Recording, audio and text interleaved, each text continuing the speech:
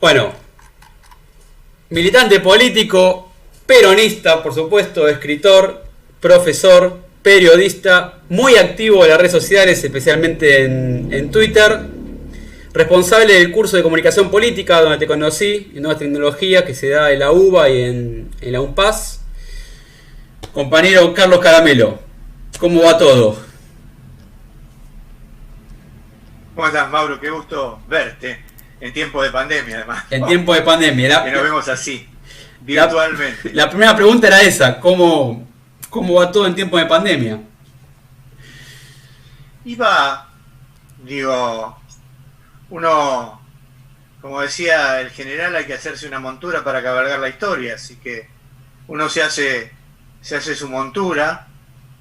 En este caso, digo, una montura que hay que rehacerla todos los días porque nadie estaba preparado para esta historia, ni las mentes más febriles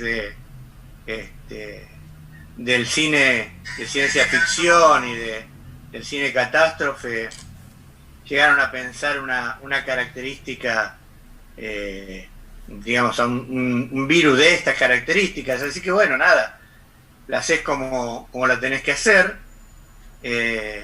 Yo la hago con mis libros, con mis apuntes, con mis miradas de la realidad y con esa forma que uno tiene de ir de alguna manera haciendo un poco de análisis y un poco de catarsis también, ¿por qué no? Está bien, está bien.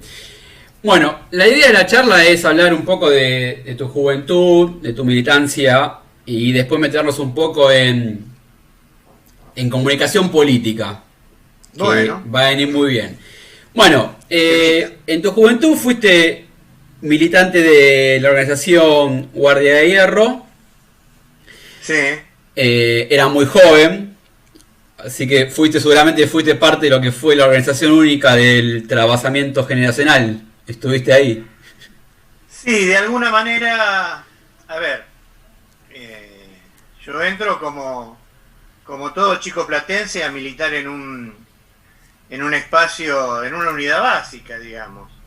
No había, en la Universidad de La Plata no estaba guardia, que era básicamente además una organización con base básicamente en la, digamos, en la juventud que estudiaba, digamos, en los universitarios, pero sus territorios eran Santa Fe, Mendoza, Córdoba y Capital Federal. Lo que pasa es que en otras agrupaciones y organizaciones no le daban la relevancia que uno pretendía como estudiante universitario a esta cuestión, digo, del conocimiento, del análisis, del pensamiento.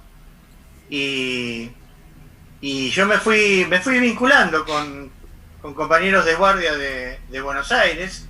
Siendo chico, yo empecé a militar a los 15 años en el peronismo.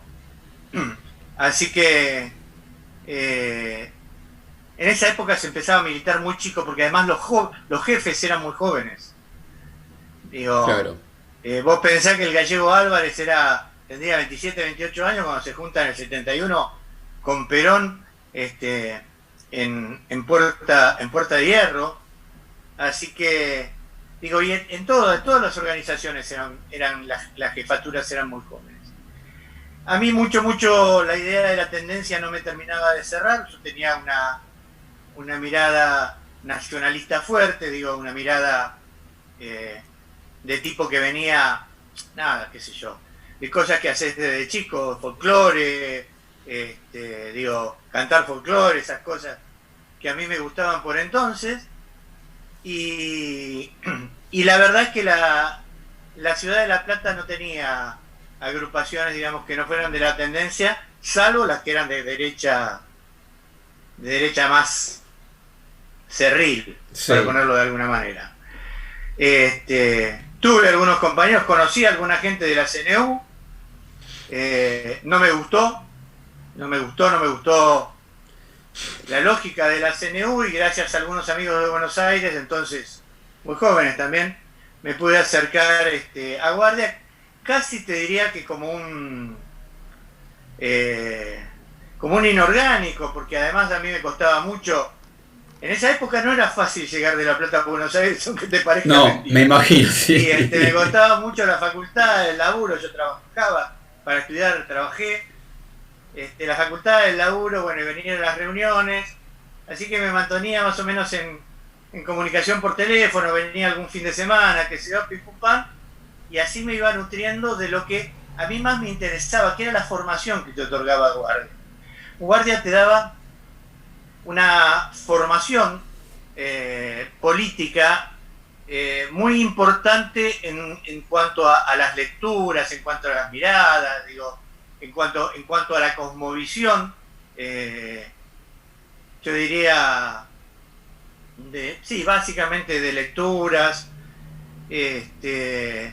para acceder al peronismo. Digo, la tendencia naturalmente era una cuestión que tenía que ver más digamos, con cuestiones militarizadas.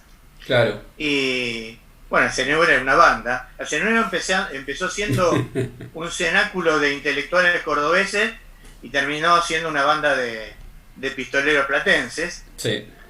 Y platenses y marplatenses. Marplatenses, sí, mucho marplatenses. Y la verdad es que Guardia me ofrecía toda esa especie de amplia mirada, de poder discutir el capital también si era necesario, ¿no? Una cosa que otras organizaciones y otros grupos no, si no eran de izquierda, no lo hacían.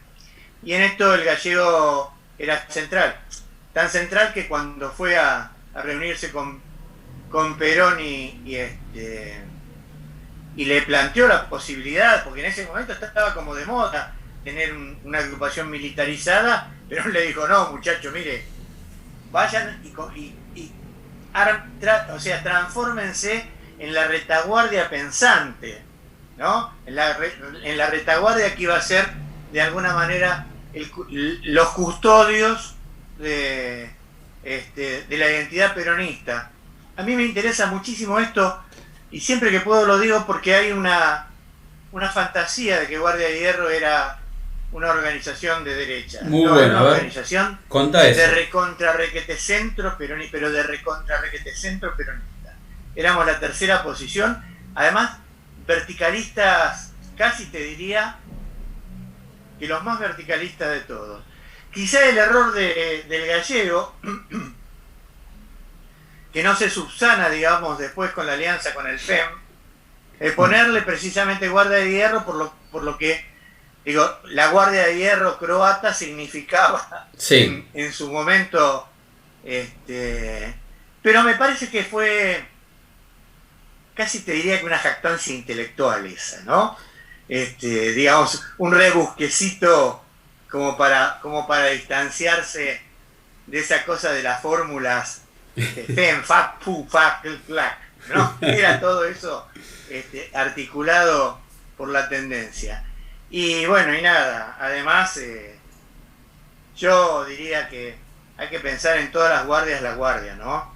Guardia de Hierro nunca fue una misma cosa, y de hecho Guardia de Hierro, tal como yo la conocí, tal como yo conocí a mis compañeros, a mis más queridos compañeros, y a los que me debo haber cruzado en esa época y que después a lo largo de mi vida fui reconociendo y me fueron reconociendo, porque en ese momento no estábamos tan vinculados, por lo que te digo, por esta pertenencia medio a la distancia que tenía yo, que me sentía un guardián, pero que no tenía una posibilidad de articular con ningún grupo de guardia permanentemente, como hubiera sido si hubiera estado en Buenos Aires, ¿no? Claro. Así que, digo, me parece que ese armado que duró desde el 71, 72 hasta después de la muerte de Perón, fue un tiempo muy cortito, y sin embargo, fíjate vos qué presencia importante dejó Guardia, que era una agrupación además los que nos miran con cariño dicen que teníamos alrededor de 25.000 militantes. Yo creo que si éramos 5.000 éramos muchos, de verdad te lo digo. Pensé que un poco más. Mucho. Eso se pudo... Te iba a decir 8.000, 8.000, 10.000 te iba a decir. Mirá ¿Cómo? vos. Te iba a decir 8.000, 10.000. Así que 5.000. Bueno, ponele, te dirían los chicos. Bueno, 5.000. Ponele. Pero en la reunión después de la muerte de Perón, en la reunión de la Federación de Box, se vio con claridad que éramos casi te diría que una agrupación numéricamente muy pequeña, pero con ideas muy claras y muy fuertes. Y si vos revisás todo lo que ha ocurrido en los últimos, en los últimos 20 años, o un poquito más, pero básicamente en los últimos 20 años, te vas a encontrar que hay un montón de guardianes que hemos ocupado cargos en el Estado y cargos en la formación y cargos en la capacitación, que hemos tenido, yo te diría que un importante grado de intervención en la reserva de algunos de los valores del peronismo que tienen que ver con los valores formativos, con los valores de análisis, con los valores de pensamiento. Y naturalmente, bueno, además de guardia, digamos lo que decía guardia que es trabajamiento, que esos serán tremendos. Leían todo el día. No, pero, a ver, es cierto que era una agrupación que formaba cuadros, y como decís vos, en los últimos 20 años ocuparon diferentes posiciones dentro del Estado Nacional, en diferentes lugares, pero era una agrupación que justamente, como decías, que la orden del general fue: formen cuadros, formen la retaguardia en la parte intelectual, fórmense, hay que formarse. Sí, la palabra intelectual no era una palabra que nosotros eligiéramos. Sí, es cierto, sí. Eso intelectual es la vanguardia, sino del peronismo en su conjunto. Por eso. En su conjunto. Sí.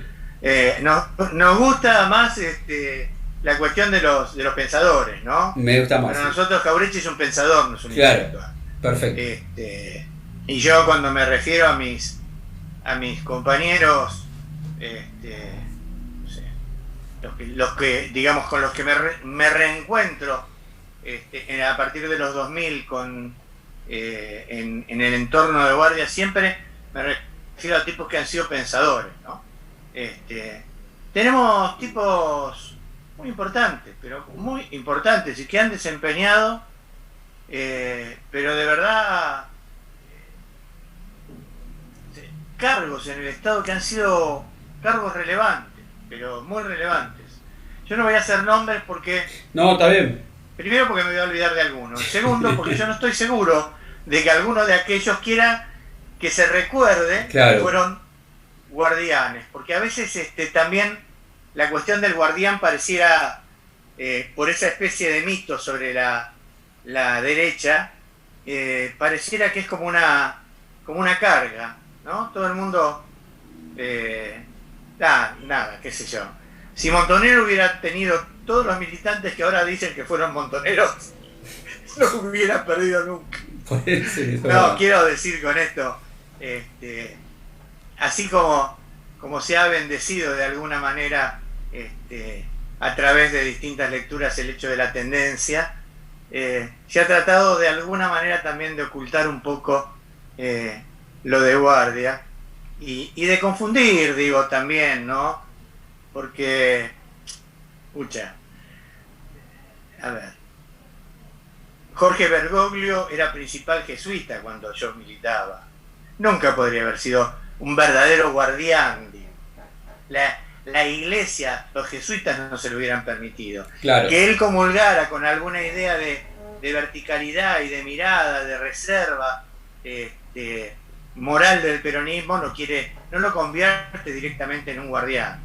Que debe haber tenido, yo era un chico, pero que debe haber tenido, pensá que Jorge ya tiene 80 años, yo tengo 65, él tiene que haber tenido relación con las esferas de guardia, ¿no?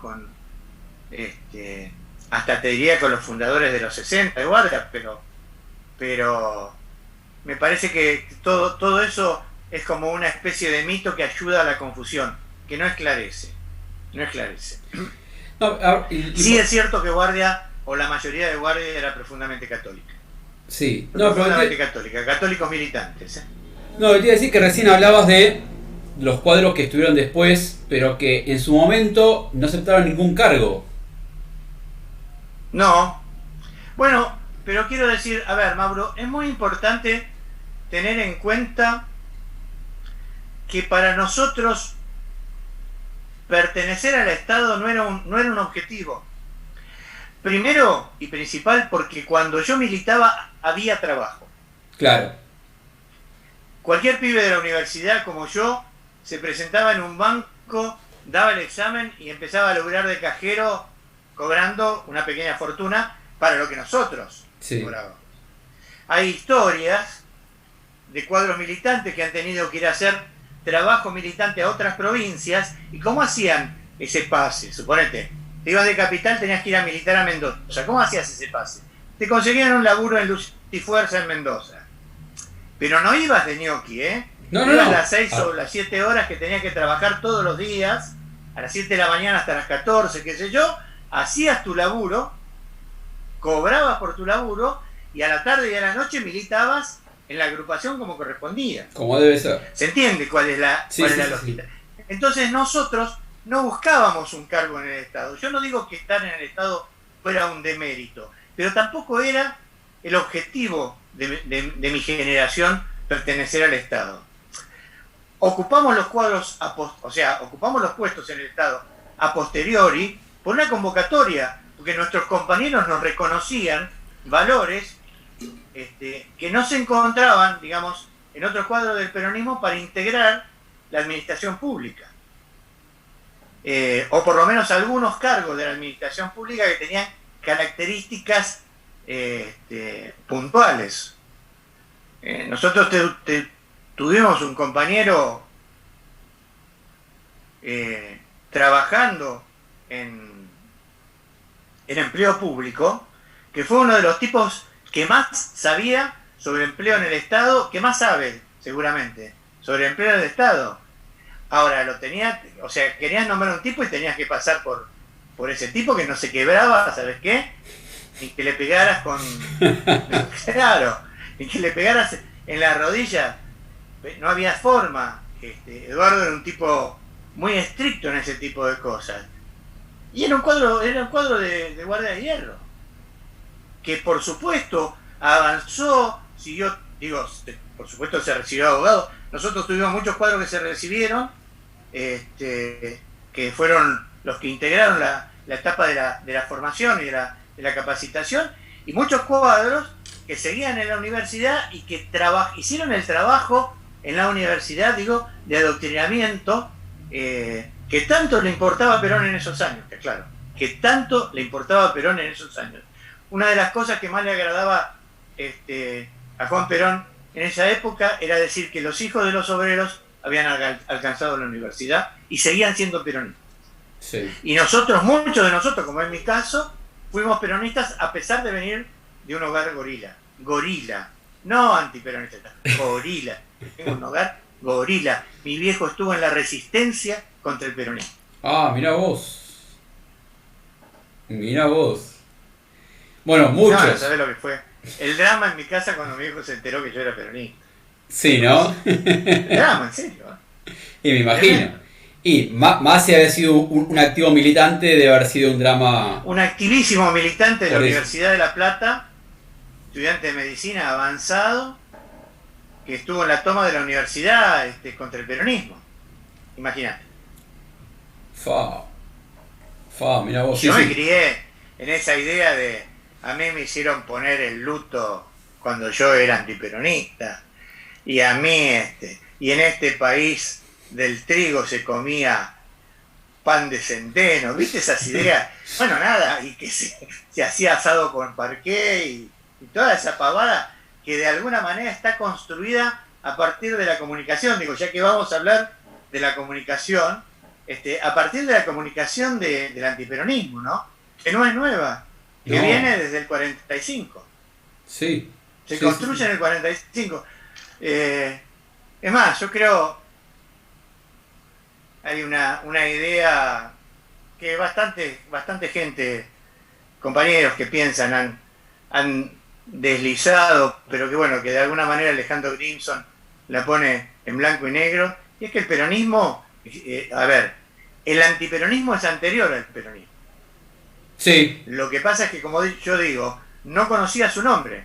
Se entera de que era antiperonista, o de que tiene un nombre, a partir de la explosión del peronismo, del 17 de octubre, de lo que vamos a festejar o celebrar el sábado. Este sábado, ¿no?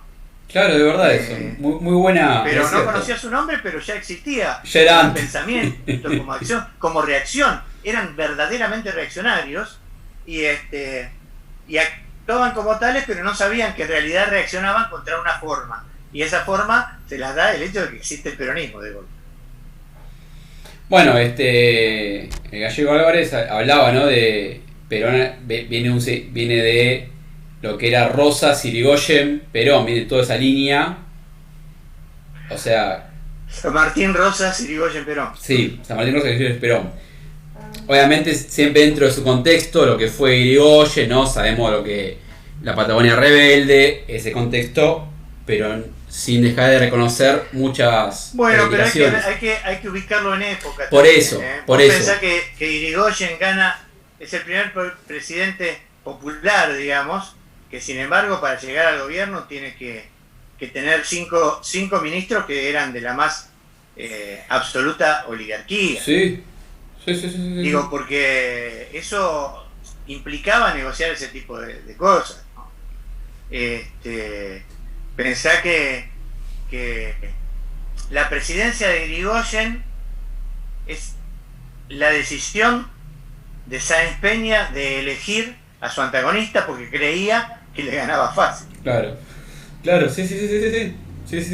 Cuando Sáenz Peña le concede a Irigoyen la posibilidad del voto, ¿no? De la ley Sáenz Peña, es porque él cree que este hombre corto, oscuro, de pocas palabras, ¿no?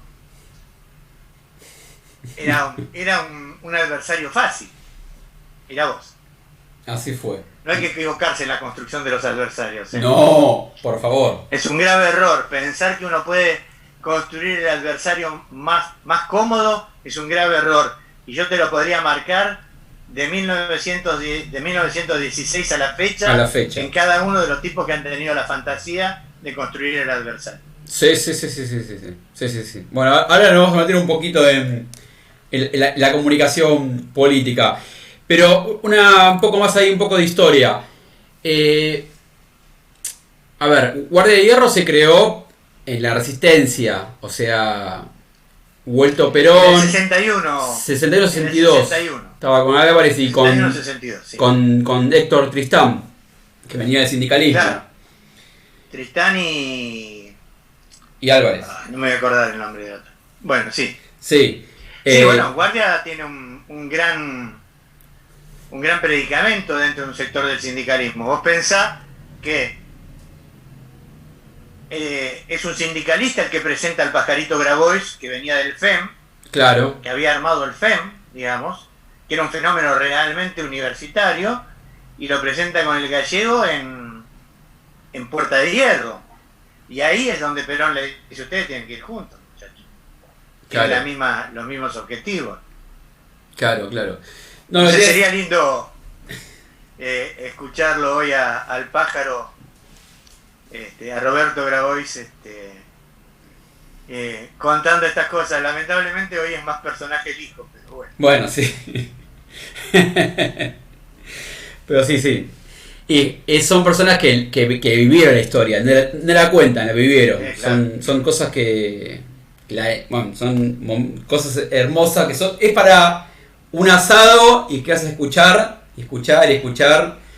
Porque... Sí, pero ¿sabes qué? Ahora que tenemos medios tecnológicos, es un asado que hay que filmarlo todo, como si fuera la última cena, ¿viste?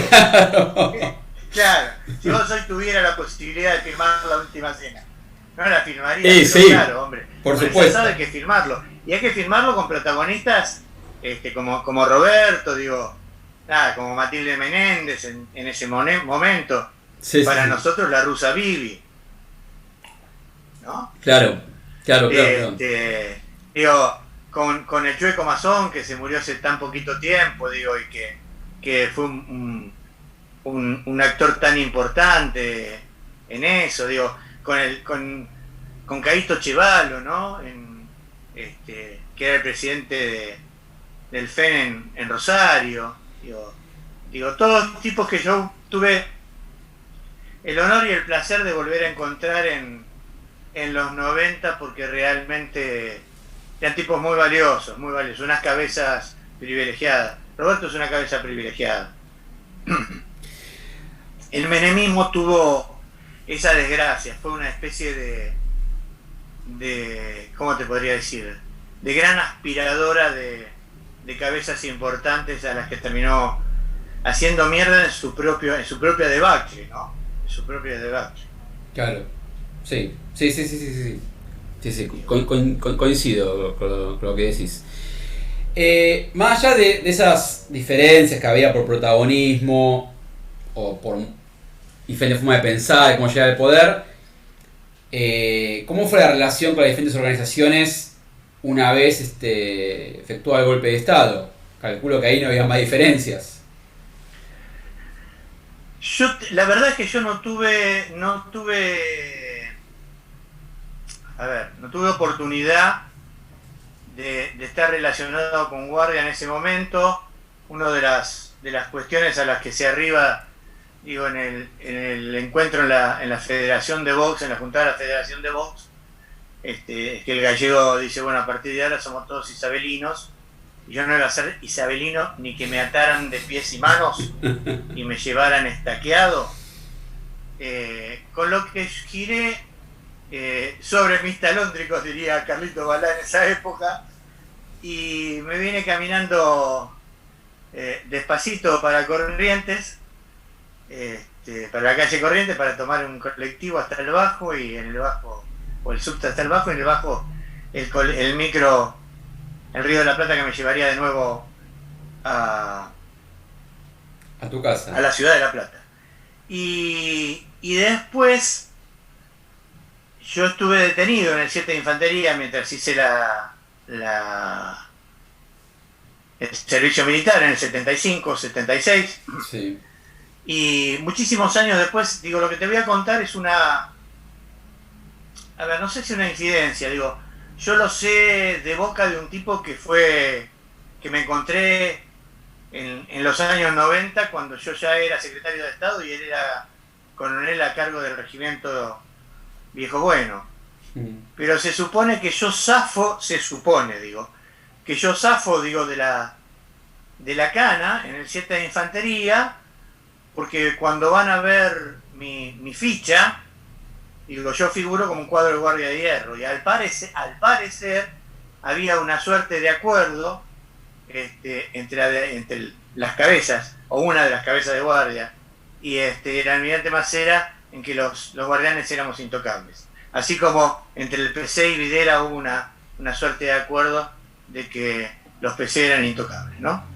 Entonces yo recupero mi libertad, al parecer yo recupero mi libertad, por eso, pues yo estaba detenido, habían matado a mi mejor amigo y estaba naturalmente en las libretas.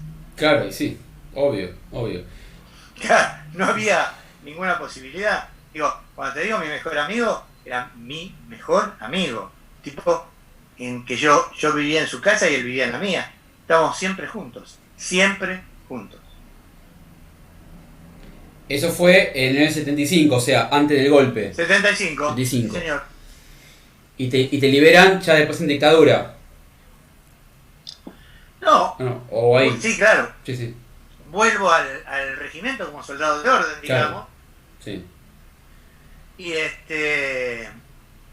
Y nada, después con el golpe, primero la sonada de Capelletti en Viejo Bueno, el 23 de diciembre de 1975, me acuerdo perfectamente la fecha porque era mi cumpleaños maravilloso. nunca he tirado tanto cohete como en ese cumpleaños, digamos. Y y después el golpe, ¿no? Claro. Todos los días que estuvimos acuartelados, entre comillas, todo el mundo sabía de dónde venía, yo. A mí, los días de arresto que tuve después de eso eran porque era peronista, y en realidad lo que hacían los tipos era salvaguardarme, no querían que yo saliera a la calle siendo peronista, porque ellos sabían que estaban atacando al peronismo, ¿no? Claro. Sí, sí, entonces sí. cada vez que había algún tipo de operacional, esas cosas, ¿qué hacían? Me arrestaban. Ni siquiera me mandaban al calabozo, me mandaban a la compañía arrestado. Y todo fue así hasta el 19 de junio, en donde me fui de baja, 19 de junio del año 76, en donde salí de baja y hubo un sargento ayudante que me esperó en la puerta del regimiento, y cuando salí me dijo: yo te voy a ir a buscar personalmente. Con lo que yo llegué, besé a mis padres, comí, agarré mi auto, tenía un Citroën, y me fui a un campo en Deró, provincia de Buenos Aires, a casi 600 kilómetros de Capital Federal, y a vivir en un campo en donde había que, para llegar a la casa donde yo estaba, había que pasar 11 tranqueras. Uf. Con lo que, vos viste lo que decía Jauretti, ¿no? Este es un país de llanura, el que saca un poquito la cabeza se la cortan. Bueno, digo, para pasar 11 tranqueras, cuando llegaban a la tranquera número 7, yo ya estaba en Guaminí, me había ido al carajo, estaba muy lejos. Pero bueno, cosas de esos años, cosas de esa época. Bueno, vamos a meter un poquito en comunicación política. Dos cosas. Una, vos la clase de comunicación política la arrancás con un video de Federico Schwarzenegger hablando de la antipolítica, ¿no? Exactamente. O sea, haciendo política desde la antipolítica, bajando el debate político. Bueno, una reflexión primero sobre eso, porque con ese bueno, a ver, sí. La descripción, digo, si hoy tuviera, después de 4 años de macrismo, si yo tuviera que empezar la clase de nuevo, todos los días la antipolítica te da un material nuevo con el cual puedes iniciar una clase nueva todos los días. El reportaje que le hicieron antes de ayer, creo, a Mauricio Macri, es una clase abierta de antipolítica, pero además de falta de respeto total a la administración del Estado.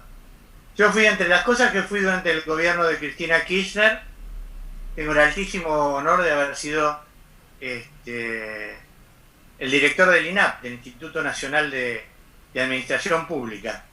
Y si yo me tengo que reivindicar como algo en mi vida, además de como militante, me reivindicaría precisamente como trabajador del Estado, como administrador del Estado. Me da un orgullo infinito ese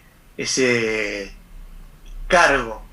Es como un gran blasón para mí, Mauro, porque hay una profunda confusión respecto de lo que significa administrar el Estado. Administrar el Estado, además de ser una cosa maravillosa, es una cosa muy compleja, sí. Muy compleja. La antipolítica por eso cae en errores, por ejemplo, como el de la otra noche, en donde Macri termina culpando a los diputados por haberle aprobado el presupuesto a él. Claro. Una cosa... Digo, a ver, yo soy un hombre de letras, vos lo sabés muy bien. Sí. Estudié letras, estudié filosofía, y uno de los momentos más interesantes para mí, del arte en general, pero básicamente de las letras, es el surrealismo. Artaud, André Breton, sí, no podrían haberse imaginado nunca el nivel de surrealismo de un expresidente diciendo: culpa de los diputados que me aprobaban los presupuestos. Sí. ¿Se entiende lo que quiero decir? Se entiende. Digo, y esto tiene un feroz anclaje en un sector de la sociedad. Eso que es. dice, sí, claro, pobre muchacho. Él mandaba los presupuestos y los diputados, qué inconscientes, se los aprobaban. Se los aprobaban a un tipo que primero tenía a todo el mundo carpeteado. Segundo, gobernó durante 4 años con un sistema de látigo y billetera. Porque además de la carpeta te daba el sanguchito. Sí, sí. Digo, redondeo la metáfora, no. Además de la carpeta te daba el sanguchito. Y además de eso, con un tipo con una absoluta, pero absoluta falta de registro de lo que significaban el resto de los poderes del Estado. Porque no es que los violentaba, digo, porque no es un republicano. No, los violentaba porque es un gerente. Y en la empresa, todos los que no son, digamos, de tu gerencia, pueden ser violentados. Digo, la competencia interna. Nosotros tuvimos en algún momento con una empresa que yo tenía, junto con algunos socios, la comunicación institucional de SOCMA, de las empresas, digamos, de las sociedades Macri. Sí. Estoy hablando del año 89-90.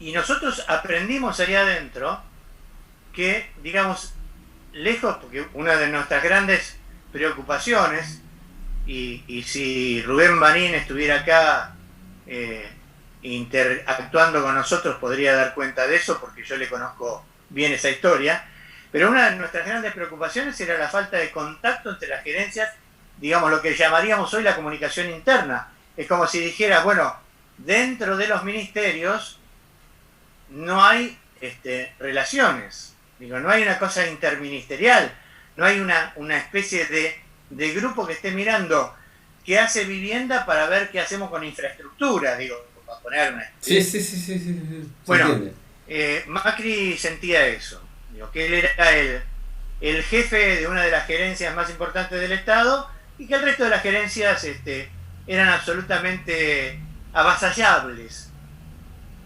porque nunca pudo entender la lógica, la naturaleza de la República. Digo, él se aprendió el libreto, digo, lo sabe como esos malos actores que se aprenden una obra de teatro pero son incapaces de sentir nada de lo que le pasa al personaje. Bueno, Macri sabe ese lenguaje y puede decir la palabra república, puede decir la palabra institucionalización, cosa que los milicos en mi época no la podían decir. Puede decir después de mucha práctica Macri. Además, yo lo querría escuchar diciendo institucionalización con la papa en la boca debe ser una cosa muy jodida, ¿no? Pero la verdad que el mamerto, como le dice un amigo nuestro, tuyo y mío, es un tipo que aprendió, digamos, ¿cómo te podría decir? Aprendió la letra de esta canción, pero no sabe la música. No sabe la música del Estado, no conoce la melodía de gobernar en interrelación con el resto de los poderes. Él siente, y tiene que ver mucho con sus orígenes y con, de alguna manera, esta clase a la que pertenece, que no está en la vida para ser ni cuestionado, ni observado, ni requerido, ni demandado, y que nada de lo que a él le ocurre puede ser rechazado. Déjame usar una metáfora que a mí me parece maravillosa. Y es la de un tipo muy parecido a Macri, que es Piñera, el presidente de Chile. En un momento, Piñera dio una especie de cadena nacional y le dijo al COVID, vete de Chile, COVID, vete. Digo, una actitud absolutamente loca. Pero la gente decía, pero este tipo es estúpido. No, no es estúpido. Son tipos que no están preparados a que nada se resista a sus deseos. Bueno, el presidente de Estados Unidos. Esto es lo que me parece que de alguna manera significa el ejercicio de la construcción antipolítica. Bernard Shaw decía que la política se hace o se padece, ¿no? Sí. Y yo soy un enamorado de esa frase, porque creo además que todo es política. Cuando yo negocio esta charla con vos, que además me gusta mucho y me alegra mucho y me da mucho placer y voy a viralizar cuando la tenga en mis manos con mucho placer porque me parece muy importante. De todas maneras la negocio políticamente y vos y yo somos amigos. Digo, todo es política, Mauro. Sí. Y esto es central. Los que no comprenden eso no se dan cuenta de la riqueza infinita a la que están diciéndole que no. Y que no nada más que desde una postura. Vi a una señora el otro día dando un reportaje en el medio de la marcha diciendo nosotros y el marido al lado, ¿no? Apolíticos, a mí no me conduce ni este ni aquel. Sí. Y no hacemos nada y qué sé yo. Y el periodista dice, ¿usted quién votó? Y el marido sentadito así, en el coso mira y dice, a Cambiemos. Y ella dice, sí, yo también a Cambiemos. Dice la mala lengua, el que te dice que es apolítico es de derecha. Es una buena lengua esa, porque es una realidad. Más que mala lengua, es una buena lengua. Así. Es así. Pero el tema es que, bueno, pregunta complicada.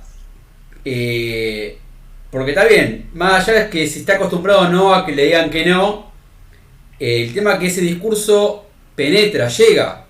Partamos a la base de que en agosto del 2019 hubo una diferencia de 17%, creo, y en un mes y medio sumó 2 millones de votos. 2 millones de votos sumó. A ver, deberíamos hacer un análisis sobre algunas verdades contrafácticas. Sí. Con la que yo estoy absolutamente en desacuerdo. Sí, eso es verdad. Por ejemplo, si no hubiéramos llegado a un frente con H, B, C, D, el peronismo no hubiera ganado. Eso es verdad. ¿Ah, no? La pregunta es, ¿seguro que no? O sea, sin H, B, C y D, ¿no se ganaba? Si no hubiéramos llegado al frente con H, B y D, hubiéramos tenido menos votos. Verdades contrafácticas con las que yo no acuerdo. De verdad, aquellos que se habían ido con A, ponele A, Sí, no quiero hacer nombres. Sin personalizar. No, después aparece la... A ver, ¿cómo podría decirte? El comisariat de las redes que te dicen no, porque vos trabajás para el enemigo, le das letra a los golpistas. Bueno, A, ¿cuántos votos trajo? La pregunta siempre es esa, ¿cuántos votos trajo A? Porque una cosa es cuando vamos con A las digamos a las primarias, a las PASO, en donde todo el mundo dice, bueno, acá hay que votarlo porque el tema era sacárselo a Mauricio Macri de encima. El tema era sacarse a la derecha que todo el mundo entendía que estaba destruyendo el país.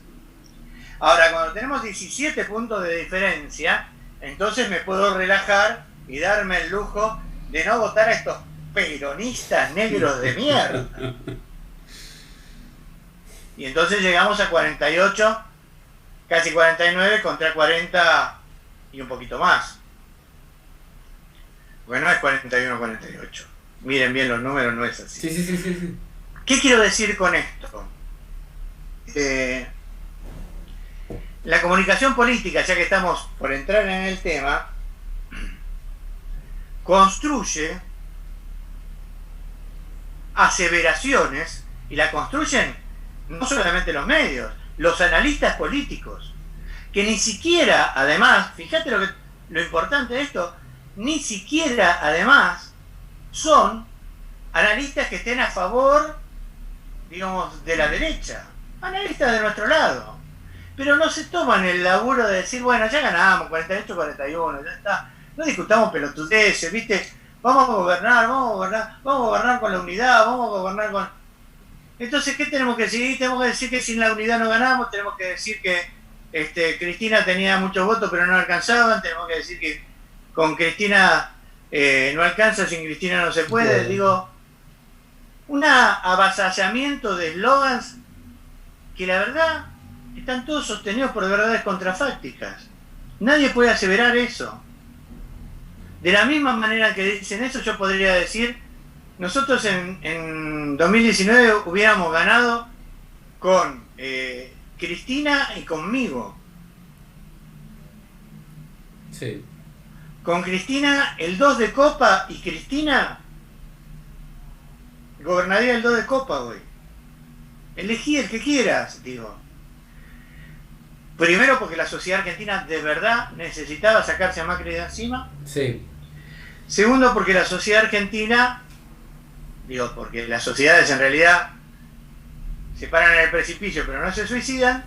Segundo porque la sociedad argentina tiene un intenso componente antiperonista generado a través de 75 años de comunicación contraria al peronismo, que todavía sigue calando hondo en algunas identidades y que sobre todo cala hondo en esa clase media, esa clase media básica que Néstor definía también diciendo, bueno, nosotros también somos una élite, viste, a la gente lo que le interesa es comer asado y estar fresco en verano. Y su razón tenía Néstor con esto, pero pasa que esa clase media cuando no come asado y no está fresco en verano, vota a la derecha. Sí. Siempre. Bueno, a ver. 62% sacó Perón cuando volvió a la Argentina en el año 73, Sí. y era la solución de la Argentina. El 38% lo votó en contra.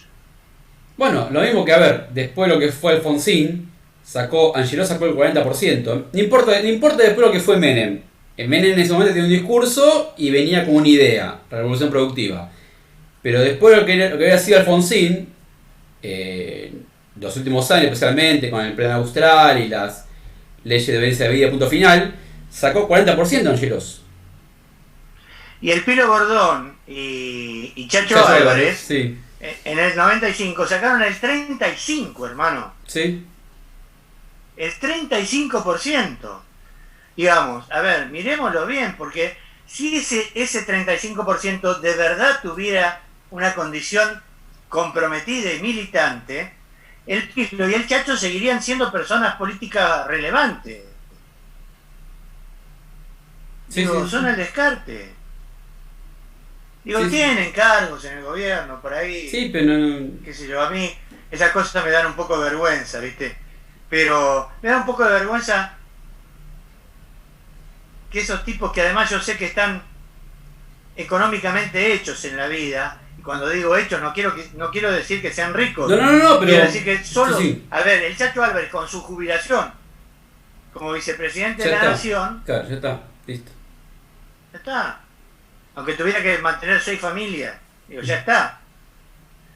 Digo, me da un poco de vergüenza por esa especie de voracidad de ocupar lugares que lejos de levantarlos dicen los gallegos de una manera maravillosa, los españoles, los difuminan, ¿no? Es como que los hacen nada, una especie de papel maché, y la verdad es que a mí me da un poco de vergüenza, eso me da un poco de vergüenza. Yo en un momento cuando ganó Alberto, y bueno, nada, sabes cómo son estas cosas, digo, ganó Alberto y ganó Axel además, Sí. con quien yo tengo en su entorno, tengo grandes amigos, y de alguna manera no digo que sea amigo de Axel ni mucho menos, pero tuve en su momento y tengo alguna relación como para intercambiar un mensaje con respeto, con cariño, digo, ¿no? Sí. Nada, me ocupé puntualmente de avisarle a todo el mundo que yo no quería nada porque quería mantener esto, Mauro, que es, tengo 65, quiero tener la distancia como para poder decirle a Alberto, no estoy de acuerdo, no me gusta. O a Axel o a quien sea, ¿no? Sí, te entiendo. Incluso a mi querido amigo. Está bien, está muy bien. Ahora, volviendo un poquito a la comunicación política, a ver, vos en una de las clases de comunicación política que diste, 2015 fue, mirá, ya no me acuerdo, A ver, hacías un análisis del discurso de lo que fue la comunicación de Alfonsín, de Menem, de la Rúa, de Néstor y de Cristina.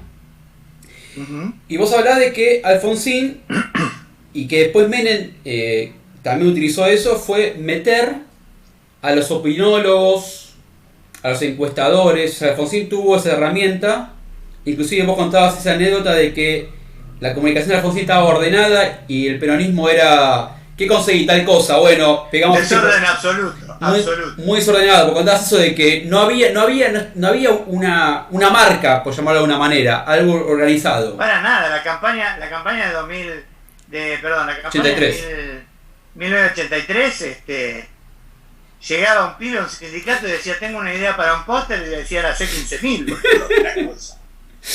Claro, entonces los colores eran azul y rojo, gris y negro, amarillo y verde. Digo, no había señalética, no había... Cuando la comunicación de Alfonsín, la campaña era una campaña ordenada. David Rato era un profesional absoluto, que además había encontrado una lógica perfecta para la campaña de don Raúl. La campaña de Raúl Alfonsín es, por lo menos en los Estados Unidos, donde yo he podido estudiar y mirar estas cosas, es una campaña que está observada como una de las mejores campañas políticas del mundo. Ah, mira vos. Digo, por la centralidad, por la puntualidad, por la señalética, por el discurso ordenado, por encontrar eso, o sea, por encontrar un eje de campaña que tiene que ver con lo que la sociedad desea.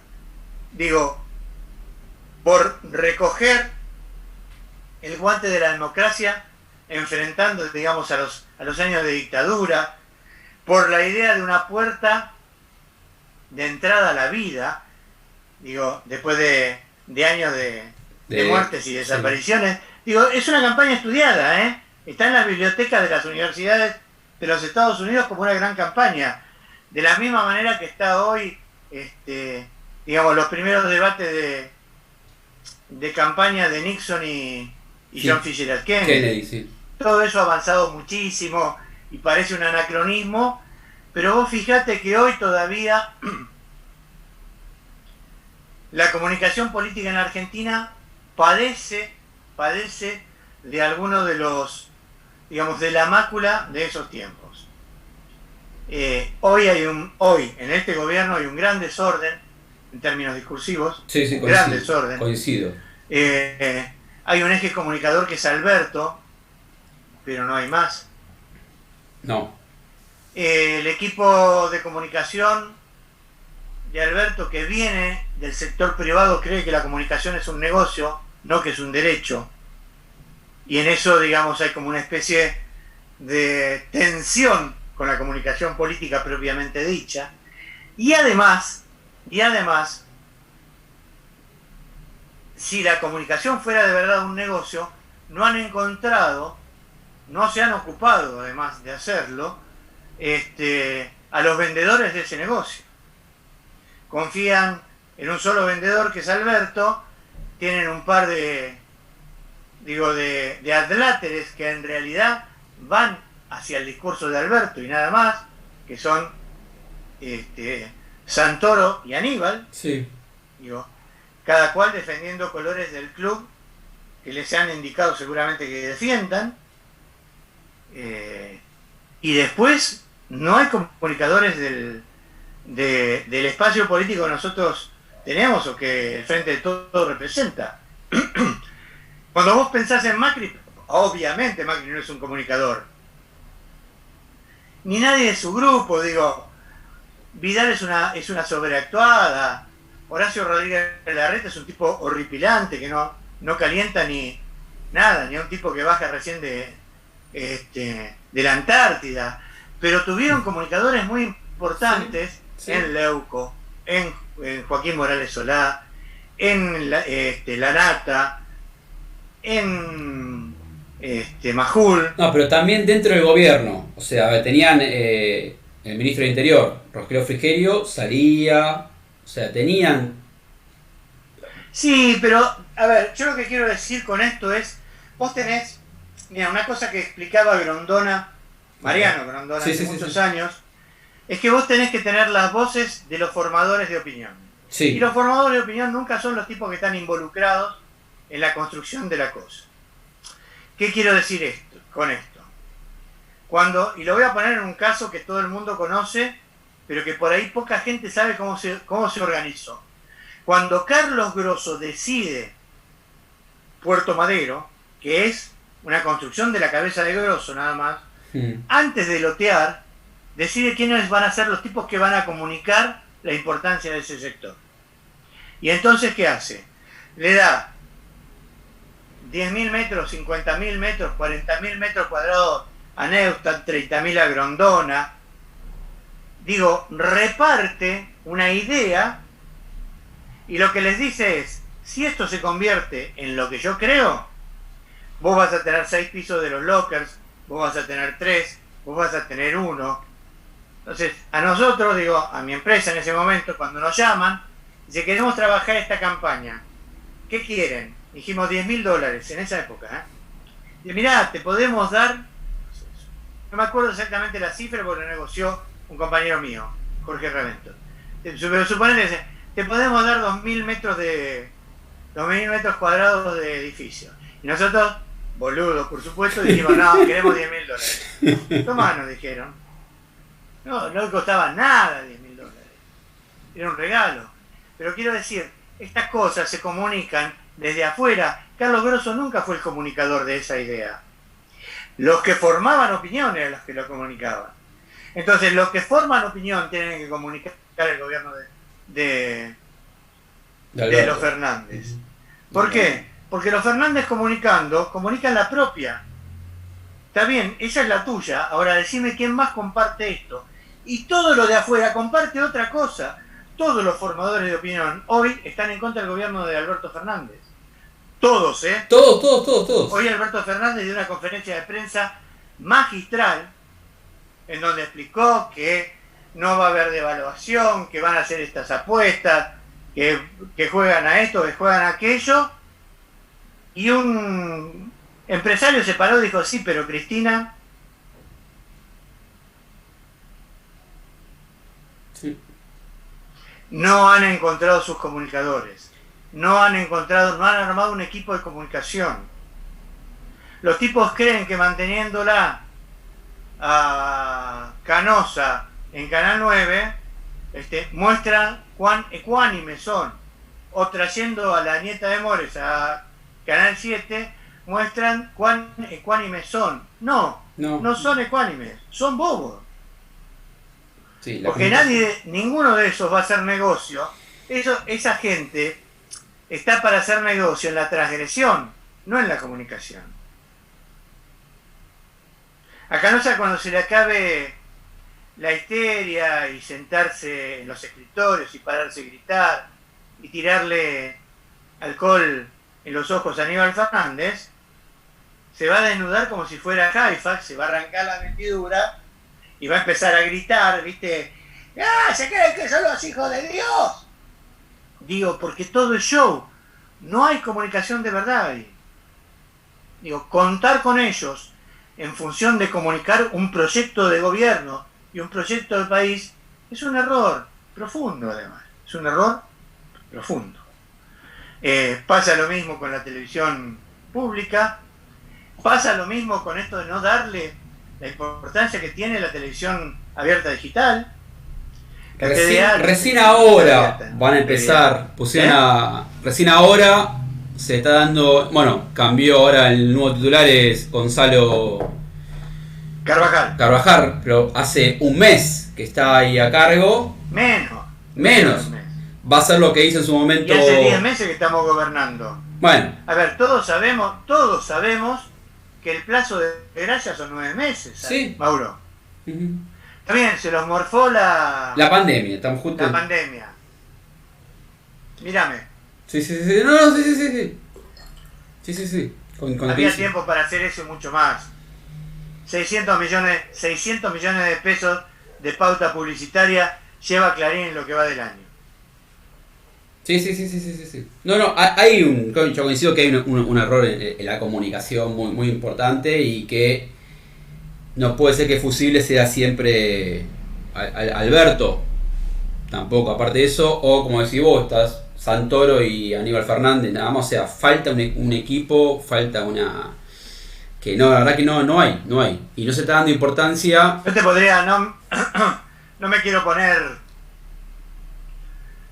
Digo, porque siempre tengo esta prevención de que los compañeros piensan que yo estoy atacando al gobierno. No, al contrario. Pero yo te podría hacer una lista de errores de comunicación del gobierno, empezando porque la ministra de Justicia explicó la reforma judicial citando 2 películas de Netflix.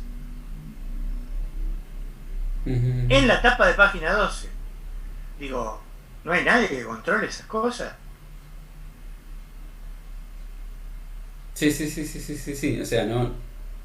Sí. No. Entonces me parece falta más que... verticalismo, para empezar. Un poco más verticalismo. Y sí, y estrategia comunicacional, que no hay. Y... No hay una estrategia, no se condice... A ver, lo que pasa es que seguramente hay una estrategia, pero no se condice con las demandas del momento.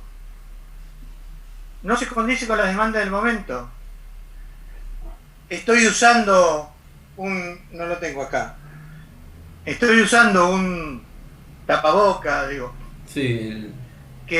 Barbijo. Que es casi un barbijo, exactamente. Que es casi un invento argentino, que tiene 3 capas, que mata en 5 minutos al virus, que no dan abasto para producirlos, en un acuerdo, digo, con una universidad, con una pyme, con el INTA, con aquello. Digo, y Alberto no está parado en la producción de eso, explicando que somos el único país que tiene un barbijo que mata el virus, o uno de los pocos países que tiene el barbijo que mata el virus. Y sí está parado.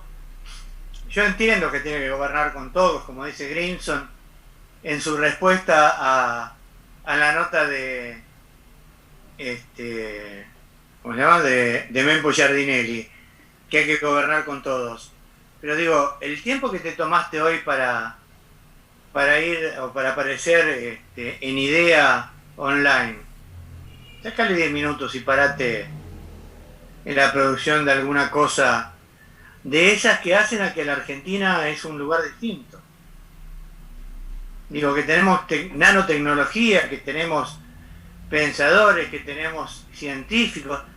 Digo, caminemos un poco por esos lugares, produciendo además hechos que comunicadores propios, y cuando digo esto no se me caen los anillos para nada, porque además ellos tienen comunicadores propios, sí, que subvencionan además a través de créditos que nosotros les otorgamos y de pauta que nosotros le damos, además de la que tienen de las empresas, Claro. Sí. Mientras un grupo grande de tipos como vos, como yo, como tantísimos más, reman en dulce de leche con palitos con palitos chinos de lo finito para avanzar sin ningún tipo de ayuda, ni siquiera de la ayuda de que vos puedas, en vez de tenerme a mí, que soy tú igual, hoy sentado acá a un ministro comentando cosas. Sí, bueno, obviamente con el diario del lunes todo es más fácil, pero uno de los errores del gobierno de Cristina, y bueno, de Néstor, pero de Cristina más, fue no haber hecho se apostó solamente a un grupo mediático que el 11 de diciembre se disolvió. Hablo del grupo 23, o sea, no se hizo un multimedio que pueda contrarrestar y que aparte, o sea, la cantidad de periodistas de gente que venía ¿de dónde? De gente que venía de los negocios, no de la comunicación. Claro. Y volvemos al mismo karma. Claro. Digo, la comunicación no es un negocio, la comunicación es un derecho humano, hermano. Sí. Sí. Digo, la comunicación debería estar en la Secretaría de Derechos Humanos, no en el área, digo, de negocios de jefatura de gabinete. Sí. Ahora, tampoco creo que sea fácil formar, más allá de formar los líderes de opinión. O sea, como decís vos, hoy todos los formadores de opinión están del otro lado. Tampoco es fácil, ¿no? Tenerlos y encontrar el lugar. Es que no hay que ir a comprarlos del otro lado, hay que ofrecer los propios. Están acá, hay que formarlos. A ver, si vos le ofreces a los programas un listado de comunicadores propios, que además son comunicadores probados, claro, no es que son, digo, no tenés que inventar un pibe, que esto es lo que está haciendo en este momento el nuevo canal de noticias que va a inaugurar el sábado, Santa María. IP, sí. Digo, no hay que inventar un pibe. La tenés a Sandra Russo, la tenés a, no sé qué sé yo, lo tenés a Carlos Barragán. Podría ser, no quiero caer solo en 6, 7 y 8. Sí, pero son periodistas, pero son comunicadores, sí. Un montón, digo, lo tenés a Jorge Alperín, lo tenés a qué sé yo, a Quique Duplá, lo tenés a Liberty. Digo, todos esos tipos deberían hoy estar dando el debate en TN, en América TV, dando todos esos tipos el debate. La cosa no se puede limitar a Santoro y Aníbal. Digo, en la oferta, vos tenés que producir una oferta y llamar a esos tipos y decir, bueno, a ver, ¿ustedes están de acuerdo en dar el debate por mí en este momento? Porque si ustedes están de acuerdo, más allá de hacerlo en las redes y remando de nuevo en dulce de leche con palitos, digo, yo voy a avalar que ustedes estén discutiendo este tipo de cosas online, en directo. Sí, por supuesto. Y no solo online. ¿Por qué digo esto, Mauro? Vuelvo a decir, estoy hablando de comunicadores probados, digo, Paredero, de qué sé yo. Un montón, pero un montón ahí, un montón. Sí, un montón. Hay que convocarlos porque tiene que haber como una especie de pack de forwards, a pesar de que el rugby está bastante mal mirado en este momento, de tipos que estén chocando contra el pack de forward que tienen ellos. Que es muy fuerte. Ninguno de los comunicadores de la derecha, ni Majul, ni Leuco, ni que hablar de los comunicadores menores como o Romina Manguel o esa gente.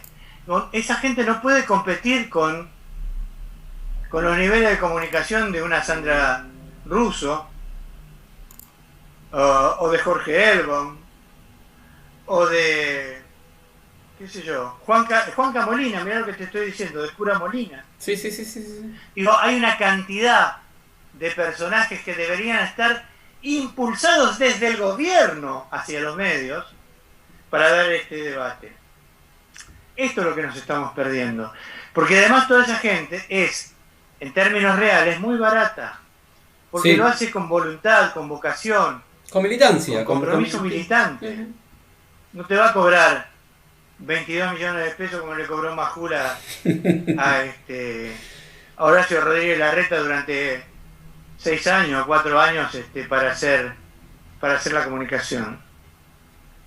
Y además, si hay que colocar programas, digo, hay 3.000, 4.000, 5.000 medios alternativos que con 2,50 estarían replicando esa agenda que Santoro, con buen criterio además, pero en una soledad que a veces te da ganas de... yo a veces le mando mensajes solo para que se sienta acompañado. Digo, claro, Leandro, con buen criterio, vuelvo a decir, dice, bueno, tenemos que discutir nuestra propia agenda. Bueno, está bien, pero tu voz, tu única voz diciendo esto, no alcanza. Y el gobierno tiene herramientas para que la voz de Santoro se multiplique por 20, por 100, por 1000 y por 5000 si quiere. Hay una radio en Humahuaca, seguro, que está esperando no la pauta, No, no. El mensaje. El mensaje, sí, por supuesto.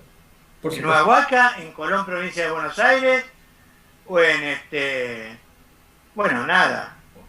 O en Río Gallegos. Yo tengo amigos con los que salgo todas las semanas o semana por medio en Río Gallegos, como Eugenio Millán, digo, con los que sostenemos una batalla rara, ¿viste? Porque es una batalla de desencuentros. Esto no tiene que ver con Alberto, esto tiene que ver con la Secretaría de Comunicación. Bueno, ahí en Río Gallegos está Mario Bogna, que lo debes conocer, que es de La Plata. Claro. Sí. Estuvo en Radio Nacional y después se quedó allá. Todo el mundo luchando en soledad. Sí. No, sí, eso es la famosa autocrítica que siempre nos decían que había que hacer. Bueno, es una autocrítica que puede costar caro. Que puede costar muy caro. Sí, porque los otros son 370 medios unificados con un solo discurso. Y nadie dice, no, che, mirá que yo quiero tener un discurso independiente. No. Bueno, Borges cuando decía que nosotros no éramos buenos ni malos, lo que decía era un poco eso, ¿no? Nos cuesta mucho ajustarnos a una cosa que la derecha se ajusta con absoluta naturalidad, que es decir, mirá, ustedes tienen que hacer esto. Bueno, te dicen en la derecha. En ningún momento dice, no, bueno, porque yo tengo un pensamiento, quiero analizar esto. No, che, va por ahí. Bueno, te dice. Sí. Está complicado, Carlos. Está bastante complicado. Yo lamento decirte, querido Mauro, que bastante más de lo que uno piensa. Sí. Bastante más de lo que uno piensa. Porque empiezan a aparecer en estos términos los debates internos. Y entonces Aliberti dice una cosa y Horacio González, digo, un pope, para mí un pope, le contesta de una manera y con una violencia que yo en Horacio me parece inaudita. Mempo Giardinelli, que ha apoyado largamente el hecho de que Alberto llegue al gobierno, escribe una columna con mucho respeto, pero con mucha crítica, y Grimson sale a contestarle. Sí. Digo, y empiezan a emerger discusiones, debates, que no deberían emerger si de verdad es tan importante que el gobierno hoy tenga el frente interno consolidado. Para tener el frente interno consolidado tenés que ofrecer espacios dentro del frente interno para este tipo de debates, y que el debate no surja a superficie. Sale a superficie cuando nadie sabe a quién dirigirse para objetar una cosa o para expresar sus opiniones contrarias. Sí, Carlos, sí. Coincido. Está más complicado de lo que parece, eso es cierto, y tiene que haber un cambio, un volteo de timón urgente, más porque encima el contexto no ayuda, ¿no? Para nada, y no que vienen las elecciones. Sí, no está fácil. Vamos a ver cómo se va dando todo. Es muy difícil que Alberto, por su propia naturaleza, ejecute golpes de timón demasiado profundos en los próximos meses. Es muy difícil, muy difícil. Ojalá me equivoque, pero me parece que no está en la naturaleza de Alberto Fernández producir ninguna cosa que sea violenta, ninguna. Vamos a poder salir los que pensamos que la calle es la calle y no las redes este sábado, porque Alberto se vio muy condicionado por los militantes y por sectores muy importantes, digo, de su sostén como gobierno. Digo, hoy tuvo una reunión, te diría que trascendental, con Hugo Moyano. Sí. Digo, los camioneros en la calle no son joda, no es una joda. No. Tener a los camioneros en la calle no es una joda. Pero la verdad es que no está en su naturaleza o poner ningún tipo de reacción frente a... Yo estoy de acuerdo en algo, digo, tampoco se puede detener los niveles de violencia que expresan y manifiestan ellos, pero tampoco podés dejar que te lleven por delante, digo, dice un amigo mío que vos conocés, no es cuestión de que te lleven, que te arríen con un palito, ¿no? No. Claro, no somos de arriar con manera. Está bien. Bueno, Carlos, te quiero agradecer por la charla, por el tiempo, por todo lo que hablaste, lo que dijiste, las cosas que dijiste. La verdad es una clase de formación y de comunicación política. Bueno, nada, yo te quiero agradecer a vos, básicamente por el cariño, la amistad. Tu público no lo sabe, pero yo tengo corbatas de tu viejo y eso para mí es un altísimo honor, pero de verdad lo digo. Y ojalá, querido Mauro, en poco tiempo más podamos volver a sentarnos en ese restaurante donde comimos juntos. Ojalá. Una vez tomar una copa de champán y brindar por la vida, que esto es central. Son tiempos complejos y salir vivos de estos tiempos va a ser una cosa muy importante. Así que hay que cuidarse mucho. Se lo digo a la gente que nos está escuchando. Hoy por hoy es nada más que una responsabilidad propia. No hay ninguna manera, ninguna alternativa desde el gobierno de que se produzca otra cosa. La sociedad tiene una responsabilidad propia y con sus pares, y los que somos peronistas sabemos que esa responsabilidad se duplica cuando de verdad creemos que la patria es el otro.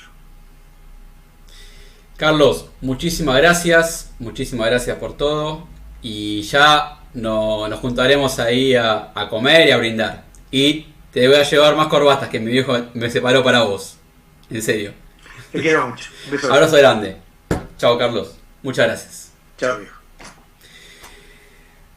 Bueno, hablamos con Carlos Caramelo, la verdad que un gusto tenerlo, profesor,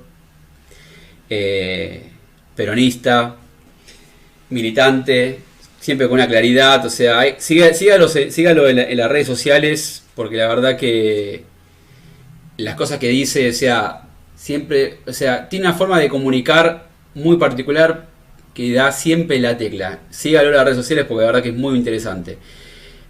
Bueno, este video va a ser subido a Instagram y bueno, a Facebook y a YouTube, y sería bueno que lo puedan difundir. A todos, muchísimas gracias. El próximo viernes vamos a hablar con Pepe Salvini, un amigo de Néstor Kirchner de la adolescencia. A todos, muchísimas gracias.